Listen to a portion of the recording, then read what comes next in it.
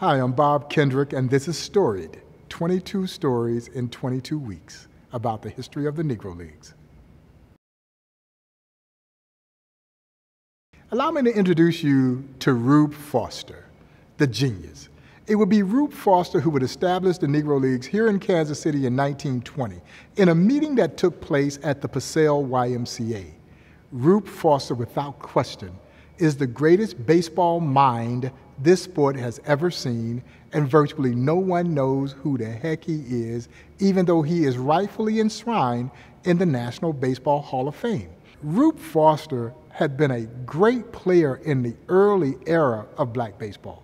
As a matter of fact, Foster is credited with having invented what we now know to be the screwball.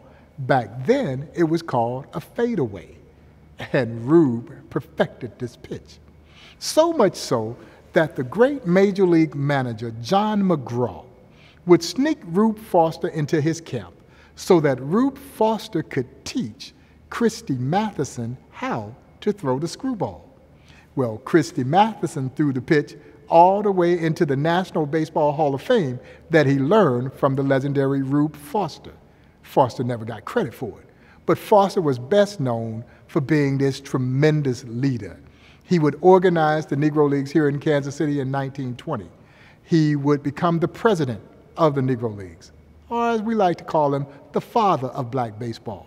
But he also owned the Chicago American Giants, and he managed the Chicago American Giants. And as a manager, Rube Foster was known to fine his ball players in the early 1900s as much as $5 if they were tagged out standing up.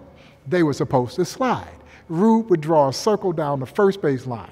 He would draw a circle down the third base line. And if every one of his players couldn't drop a bunt inside that circle, he would fine them. He was adamant about the style of play that became signature to Negro Leagues baseball. Fast, aggressive, daring. They bunt their way on, they'd steal second, they'd steal third, and if you weren't too smart, they were stealing home. This was the style of play that drew both black and white fans who sat side by side during an era when doing something socially together was virtually unheard of. Negro Leagues baseball brought the two races together.